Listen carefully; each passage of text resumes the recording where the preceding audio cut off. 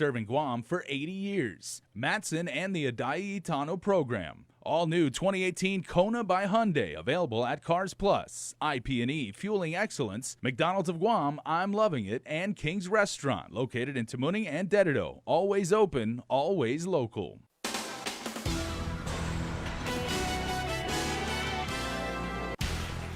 Coming up on your primetime news, two men hold a game room at gunpoint, firing a couple of shots before taking off with cash. The entire incident was caught on camera.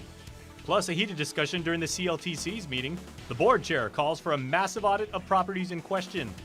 And celebration happening over at the home of the Sharks, as it now appears they could be finally getting a new canvas. Hafaday Guam and good evening. Unfortunately, disturbing news begins our Thursday newscast as an armed robbery at a game room here in Dededo Wednesday afternoon ended with the cashier in the hospital and suspects on the run from authorities. Police are asking you that if you recognize one pair caught on camera that you report it to them, as officials say it happened around 2:20 this afternoon at the Lucky Land game room along Route 26. Two men, one armed with a stick and the other with a black handgun, rushed into the facility and demanded for all customers to leave. One of the suspects then fired a pair of shots at the cashier's window, demanding the victim to open the door. Authorities say that's when one of the suspects attacked the cashier before the pair took off with an undisclosed amount of cash. Both men were last seen leaving toward Laddie Heights in an older model red Honda sedan. The victim was rushed to GRMC to be treated for his injuries. Anyone with information is asked to call Guam Police or Guam Crime Stoppers at 477-4357.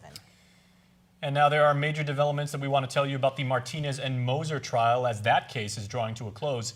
Expert witness testimony heard today could possibly influence the jury. Keani Manjola has the story. Expert witnesses brought on by the defense team of Raymond Martinez and Juanita Moser could ultimately aid in their argument of entrapment. Internationally recognized canine expert Kyle Hayan raised a lot of questions surrounding the canine search at the couple's vehicle after he reviewed the facts. Like what exactly alerted Redondo Beach Police Department canine dog Blitz during a sniff search of the van, and where exactly did the odor originate from? According to Hayan's expert opinion, he concluded that the dog Blitz was a properly trained and functioning alert dog, and that once he was able to pinpoint the source of the odor he was trained to identify, i.e. drugs, he indicated it in an aggressive manner, like when he broke off the GPS tracking device installed near the rear of the van by HSI Special Agent Matthew Hernandez. Now, when questioned by the prosecution if the dog could have smelled the drugs located in the vehicle through a crack in the car, Hayan said it was unlikely. If the dog did indeed smell drugs within the van, he would have jumped through the open vehicle and scratched at the buckets where they were hidden, but only responded when one of the sealed bags was placed in a backpack that also had not been properly checked, which still doesn't explain or refute why the dog responded to the GPS device.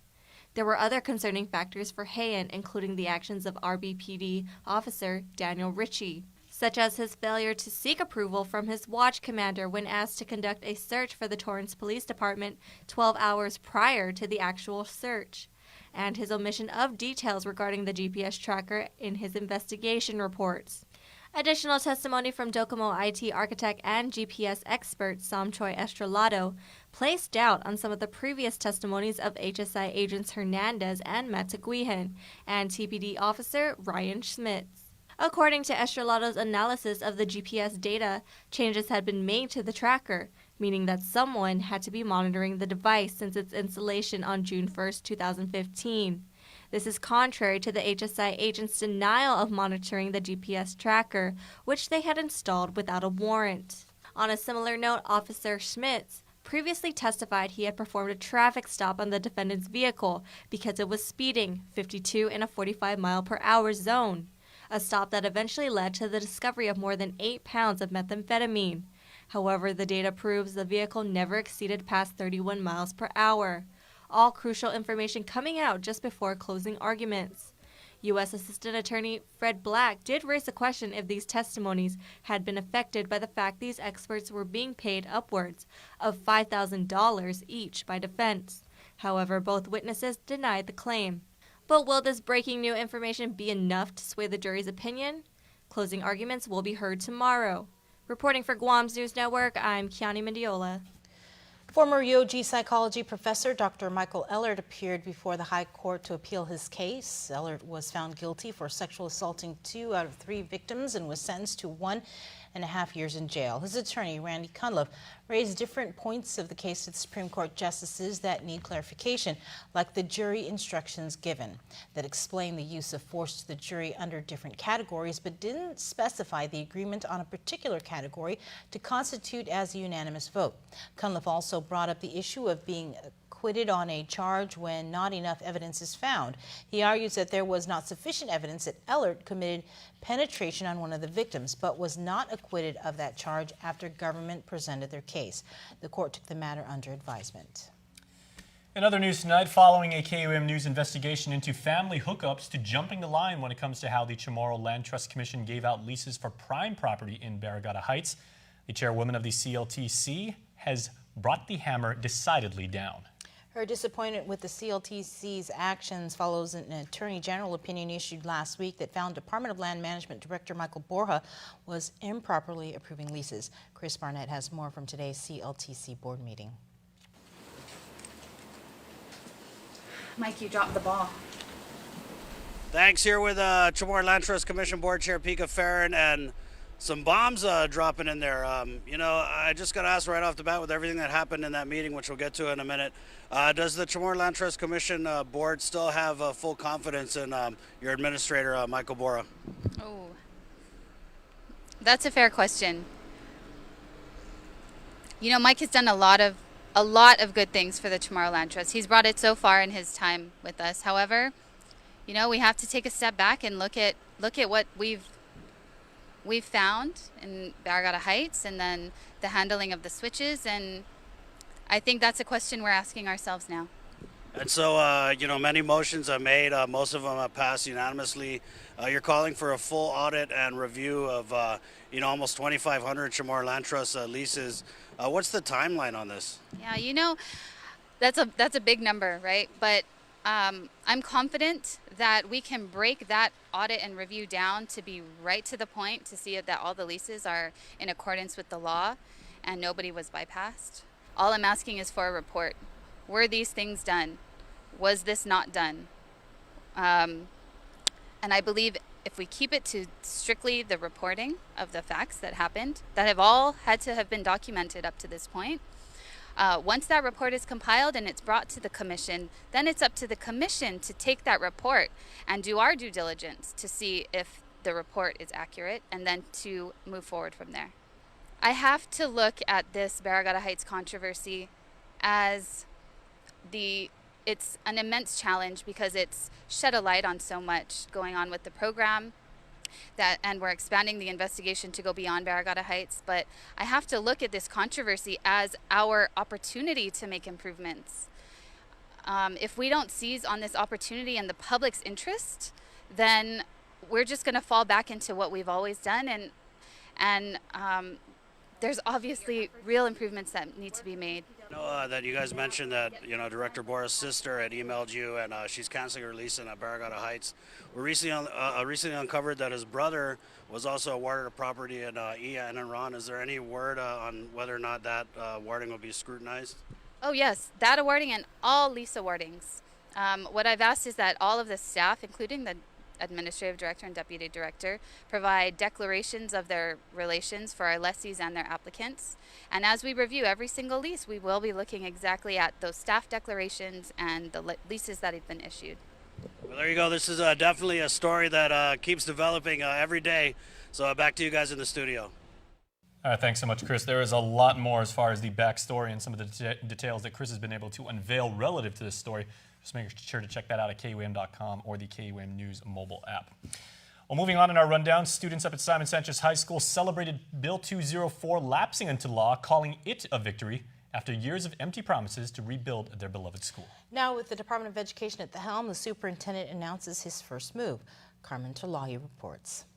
Ms. Misnayan for her opening remarks. According to Principal Carla Misnayan of Simon Sanchez High School, quote, "It's a great day to be a shark." She, along with students, thanking senators for unanimously passing Bill 204. This is really day one for us. It's a new beginning for our school, because it's a new beginning where we're going to start counting down for our new school. Though the bill went unsigned by Governor Eddie Calvo, it did lapse into law. This new law means the tables have turned. Now the procurement process to rebuild Simon Sanchez High is no longer in the hands of DPW, but the Department of Education. In fact, many people have given up on this project because they just think it can't be done after so many years. But we don't operate like that at DOE, and we don't operate like that at Simon Sanchez. We have hope that something can be done if everybody works together. One thing is this. Superintendent John Fernandez's first order of operations is to send a letter to DPW and Cortec. The protests and appeals currently prevent the procurement process from moving forward. In the letter, the superintendent asked, quote, in good faith, that both will resolve the dispute for DOE to start the procurement process with a clean slate. Give us a chance to get started. Give us a chance to start new, and do it because this is the right thing to do for the students of Simon Sanchez High School. Viva Sharks! The superintendent adding that he is taking on the pressure to ensure the process to rebuild Simon Sanchez is not only done in a timely manner, but the procurement is competitive and fair. Reporting for Guam's News Network, I'm Carmen Victoria Terlahi. Please sit tight, everybody. We have a couple stories coming up you do not want to miss, including a historic candidate running for election and a wonderful homecoming. That's coming up. There are more ways to experience KUAM News than any other source on Guam. Download the KUAM News app for your Apple or Android device for 24/7 news, sports, videos, weather, streaming, KUAM radio, and important news alerts. And stay connected at home with Guam's first app for Apple TV. All available now from the App Store.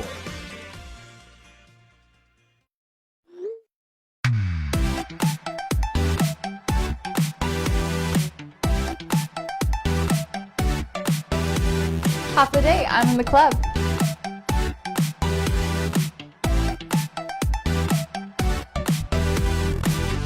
Half a day, welcome to Two Lovers Point. Half the day, I'm in the club.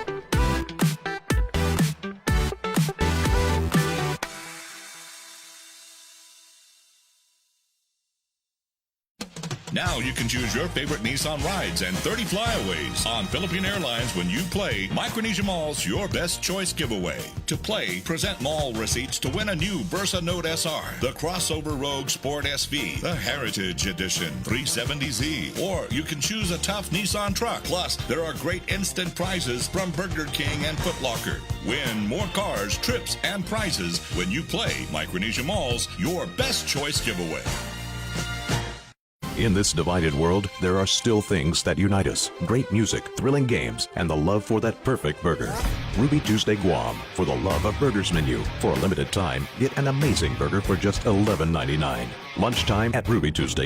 There are more ways to experience Guam via KUAM News, giving you what you want, when you want, and how you want it. From smart devices, Alexa, what's in the news? Here's your flash briefing. Over the web, on mobile, on streaming platforms, with immersive, interactive formats, and via social media where it's more than just content, it's conversation. More ways to keep you informed and entertained whenever you want it, wherever you are, on whatever device you're using.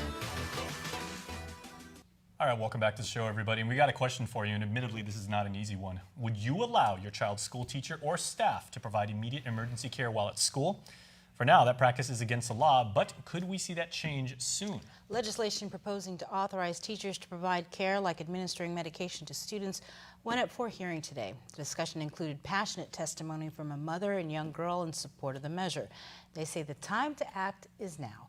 KUAM's Nick Delgado reports. Immediate treatment for our youngsters in school, education and healthcare officials, along with others speaking out on Bill 224. The measure, the Student Health Services Act, would authorize delegation of student health services to school employees under specific circumstances. The current law doesn't allow for it. It will help us to address the health needs of our students while they are in our care during a school day. Majority testifying in favor, but with some lingering questions. As we see the chronic disease rates escalating down into the younger and younger children, we're going to have more situations where access to life-saving medications in a very, very timely fashion is going to be the difference between life or death. Who will be regulating the practice of these individuals who are unlicensed? Our question is the physician, the APRN, the RN, or LPN going to be held liable for the actions or inactions of the health service technician or the school employee that resulted in an adverse event requiring a disciplinary action? The bill's author, Senator Mary Torres, says it does address liabilities, but it was Amanda Young's story that set the tone of the hearing. As a parent, you can say no, and so can the nurse, and so can any person who deems that person unfit. So it's not just anyone. KUAM met Amanda and her daughter Evie last summer. Amanda telling senators how they found out about Evie's condition 4 years ago, about the time Evie was getting ready to graduate from kindergarten. Instead, she was in the pediatric ICU in GMH under a coma, fighting for her life. And fight she did. She woke up in time to join her peers for her promotional and receive her awards. But she also woke up to a whole new life with a diagnosis of a chronic, incurable, life-threatening disease. Evie has type 1 diabetes. The years following would be an adjustment for all involved in this little girl's life. Amanda even opening up to senators about a second scare that occurred while Evie was at school. The day an emergency happened and a scenario we didn't account for occurred. I had gotten that call, that one parent's dread. Mrs. Young, Evie is fine, but she did have an emergency.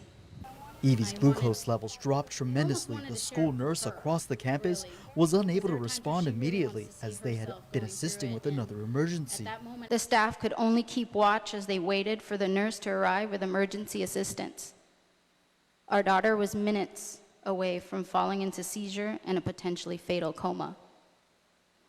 Time is of the essence in receiving these life-saving treatments.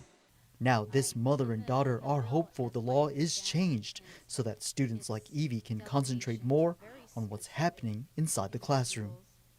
It'll make me feel safer at school, and my parents and nurse won't be as worried when they're away from me. Reporting for Guam's News Network, Guahosi Nick Delgado. All right, thanks so much, Nick. Another Island News headlines. This year's election is already proving to be one for the ages. And next, our Chris Barnett talks with one candidate who is already proving to truly be one of a kind.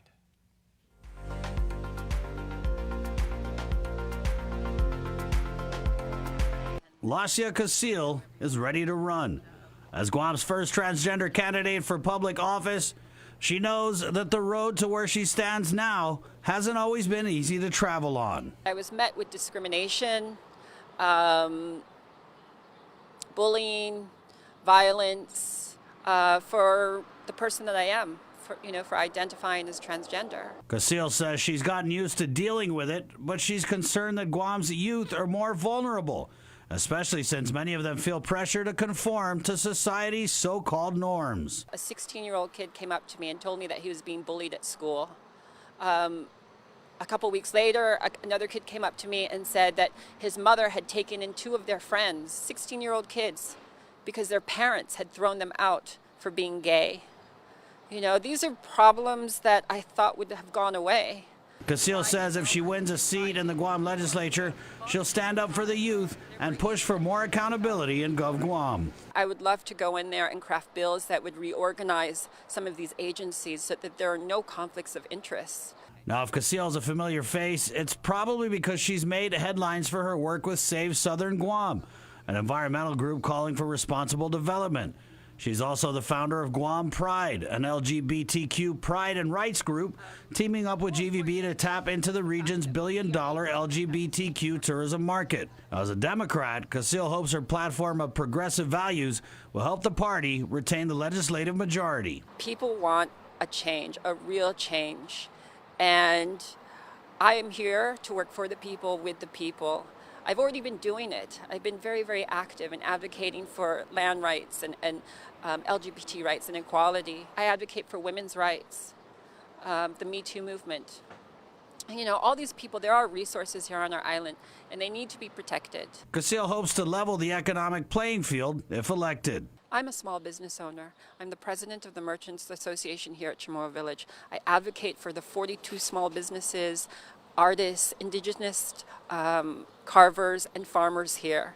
And I would like to advocate, on a higher platform for all the small businesses here on Guam. Now, while much is made about how to address transgender persons, especially among the conservative crowd, Casil says it's not that complicated. I identify as female. I am female on my ID. I present myself as female 24 hours a day, 7 days a week. I have fought for my right. I deserve the respect to be addressed the way that I want to. It's just a simple matter of respect. Raised a military brat living abroad, Casil says she's not opposed to the military buildup, as long as we keep sacred what makes Guam special. This island is our resource for survival. People come here to rest and relax, vacation. They come here to experience the sun and the sand and the sea. If we cut open the goose that laid the golden egg, what are we going to be left with? For Guam's News Network, Chris Barnett reports. This time of the year, thousands of you are probably attending graduation ceremonies, but at St. Anthony's Catholic School, it was more than just that. It was a homecoming. Dozens of kindergartners at St. Anthony's Catholic School lined up ready to cross the stage and receive their certificates of promotion. But for one little 6-year-old, Levi, today is going to be extra special. Sabrina Santos is his mother. Levi has no idea that his dad arrived on Guam, and he has no idea. He thinks that his dad couldn't make it because work said no. Her husband Garrett joined the Marine Corps 6 years ago and hasn't seen his son in almost 1 year. It's my third time being away, so I guess it gets easier, but the older they get, watch them go through stuff like this, missing birthdays and holidays, it's as rough as it gets. He misses dad a lot. He talks about him all the time, every day. It's been pretty hard to just, watch him grow through FaceTime and videos and photos, so it's been pretty hard. But that's about to change. While Levi is lining up to get his certificate, his dad is with his mom, Flo, waiting behind the stage to reunite with his son. We should add this is also the first time he's seen his mom, Flo, in almost 3 years. How you feeling? Nervous. I'm excited. Mom. Excited. Almost time, almost I didn't think I'd be this nervous now. I think I'm nervous too. As Levi's name is called, he's still oblivious of what's about to happen. Levi Alexander B. Santos, first honor, literature, second honor, Sally,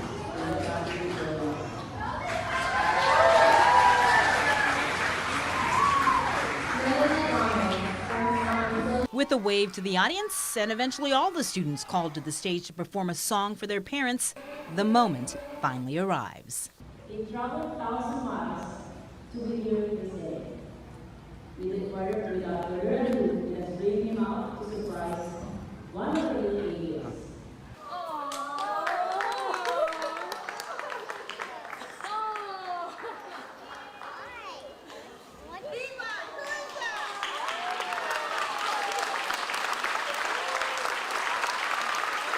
What did he say? What did he say? He said, I thought you were in North Carolina. So. Yeah, we figured.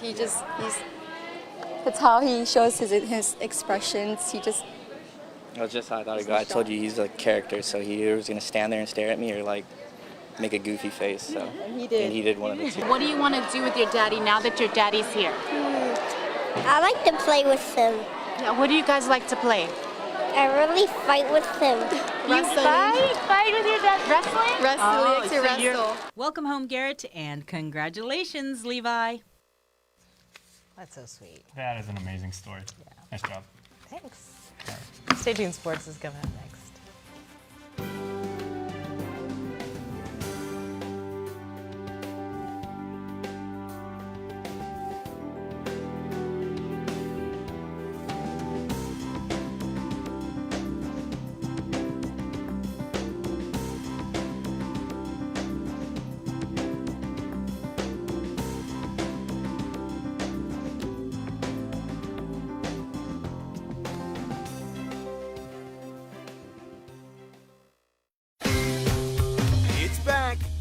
Smartphone Super Sale event. Enjoy huge savings on our most popular Samsung Galaxy smartphones. But this offer won't last long, so drop into a GTA store today. Let's welcome the first-time parents, the people with the dream to be their own boss. Let's welcome the things that inspire us, connect us. Let's welcome the college graduations, new beginnings, and happy ever afters. At Bank of Hawaii, we'd like to welcome you to all the new adventures, the next chapters, and all the great things you have to look forward to. Welcome to tomorrow. Bank of Hawaii. KUAM Sports is presented by Triple J.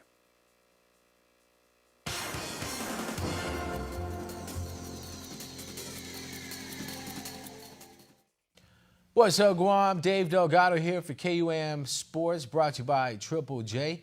This year's girls' high school soccer championship match is scheduled for Saturday, with the Notre Dame Royals looking to defend their title.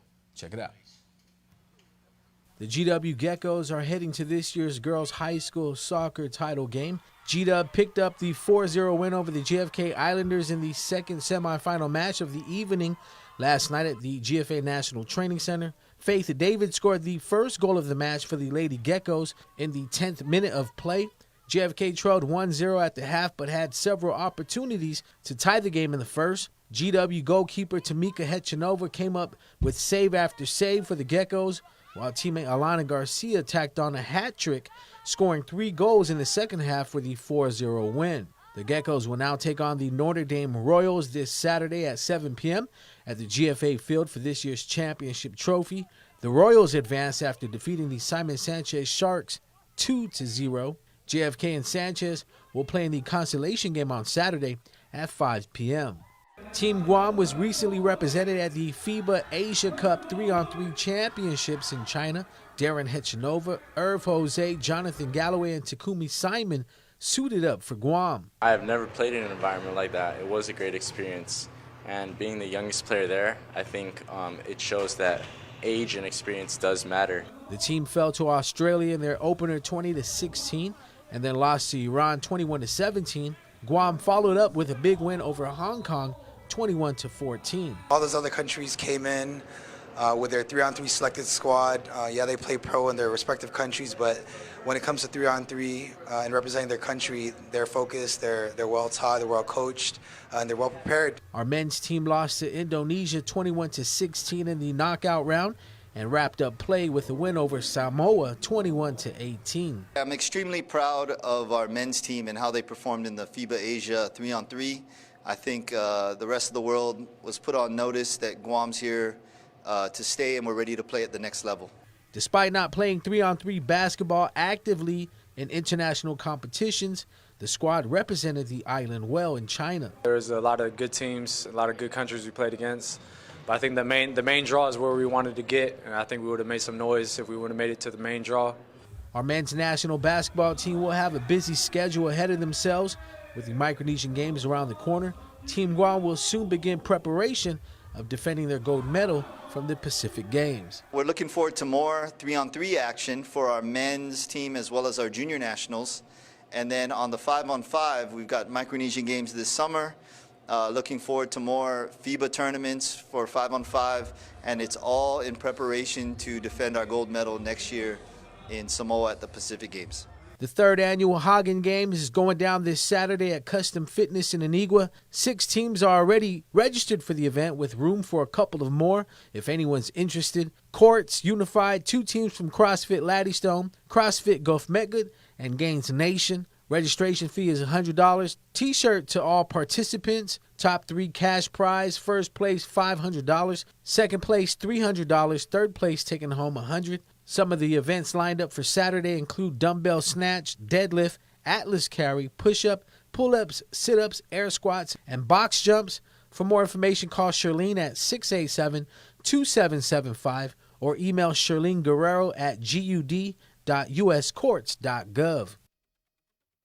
Well, that's going to do it for sports. We're back right after this. Ooh, what do we have here? Tender morsels of deliciousness. Wait, back that up. I see you, your little golden brown temptresses, and oh, all that juicy goodness. Wait, is that a new sauce? Where are my car keys? I'm on my way, Mickey D's. Introducing McDonald's new Buttermilk Crispy Tenders. Juicy and breaded to perfection. Hurry in and get 4 for you or 10 to share. That's right, my tender game just got an upgrade. Ba-da-ba-ba-ba. We're celebrating our 135th anniversary today, both in the outlying regions on which we hub and also here in Guam itself. It means so much to our team here in Guam. It means a lot to us in the Matson management team, because what it says is we're here to stay. It's a real physical manifestation of our commitment to this region. It's so important that we hire locally, we develop talent locally, we train locally. What's been a wonderful addition to our approach there is that many of the people who started off in Guam have gone off into significant leadership roles elsewhere in the company. This is our headquarters here in Guam in Micronesia. And when we talk about putting down our roots, it's not just doing business, it's about everything we do with our friends, our customers, and our employees. I believe that nobody can replicate what we do, and that's why we have such a great team and such a great service and why we're successful. This is our home, this is our life, and we're happy to make a difference in everyone else's life. Summer's right around the corner, but first shift into spring with Triple J. With 0 down, 1.9% financing, and easy trade-in. Get into our big boy truck, the Ford F-150, starting at $298 per paycheck. Car and Driver's 10 Best Mazda CX-9 at $242 per paycheck. The Mazda 3 Sedan at only $137 per paycheck. Or the North American Car of the Year, the 2018 Honda Accord at only $216 per paycheck. Visit us online at triplejguam.com and get pre-approved instantly. Trade-ins welcome. Some conditions apply. See dealer for details. Triple J Auto Group. Customers first. All right, here are tonight's birthday shout-outs, courtesy of the Cold Stone Creamery Birthday Club, and they are led off this evening by Avea Brielle Taimanglo, who blew out the birthday candles today. Happy birthday.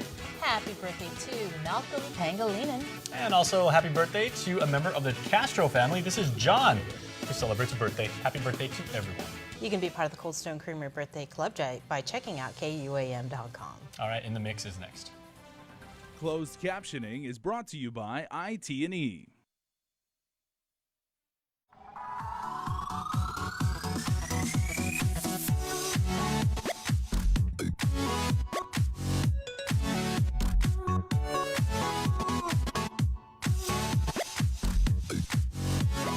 In the Mix is presented by California Pizza Kitchen. Visit them today at the Holiday Resort Hotel. Top day, everybody. I'm Sabrina Salas-Matanani, and welcome to another episode of In the Mix. It is Police Week, and they invited me to be a cop for the day. Check it out. I'm always grateful for the opportunities to learn and experience something